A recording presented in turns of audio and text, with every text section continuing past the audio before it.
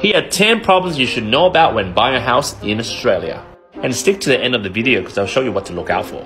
So here are 10 problems your sweet talking agents won't tell you after you purchase your own home. Number 1, insufficient parking on site. Plumbing problems, and you'll usually find out maybe like 1 or 2 months after moving in. Future developments they didn't tell you about. For example, you bought a house and then in the next few months they build a big ass apartment blocking your view. Number 4, rising damp, which is a sign of mold, which is another sign of bad waterproofing.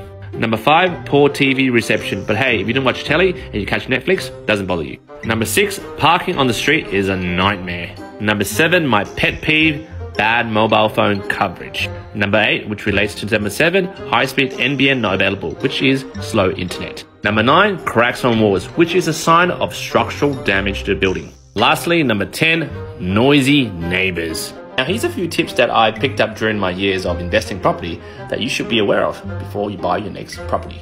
Tip number 1, to check for structural damage, look for cracks. If you can't see cracks, check the roof line. Is it sagging? And tip number 2, to check for damp, well, does the place that you're inspecting have a musty smell?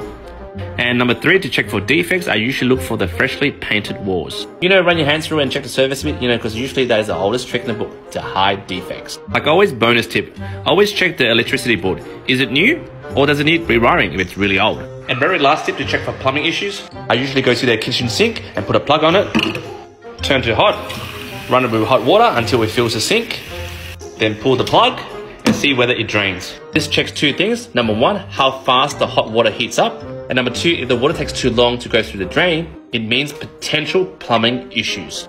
Jump in the comments, let me know any tips I've missed to help you buy your next property in 2023.